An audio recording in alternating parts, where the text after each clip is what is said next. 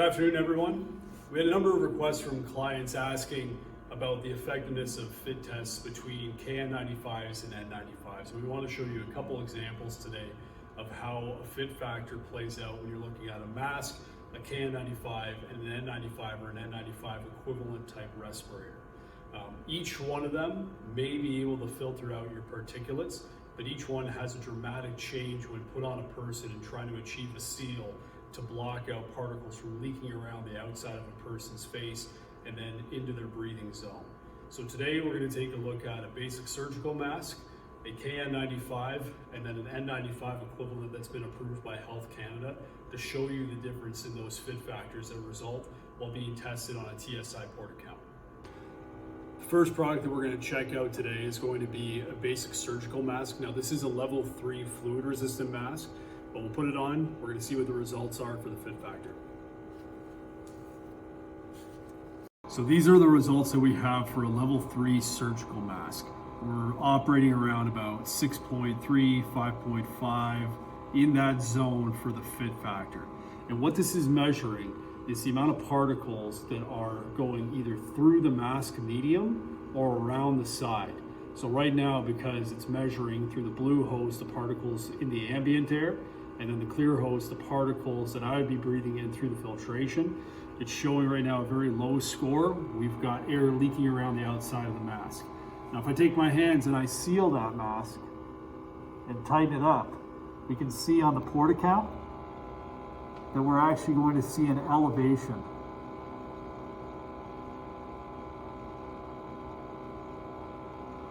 And we have a great seal while my hands are on. But as soon as we lose that seal and don't have an effective bond to the face, we're going to see this drop right back down in a few seconds because particles are leaking around the outside edge of the mask. So this is great for direct contact, something that's coming out onto the person's face, and also for them coughing something out onto someone else.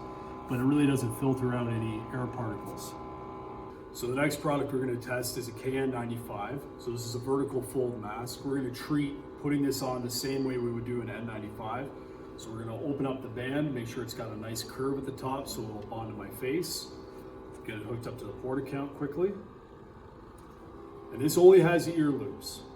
It's not going to be what's approved by NIOSH, which has to have headbands for it to be considered an N95 in their eyes. So we got the mask on. Looking at the results here, we're not doing much better than a surgical mask right now. And I want to preface this. This KN95, this is the first time we've used it. The metal band on the nose is very weak.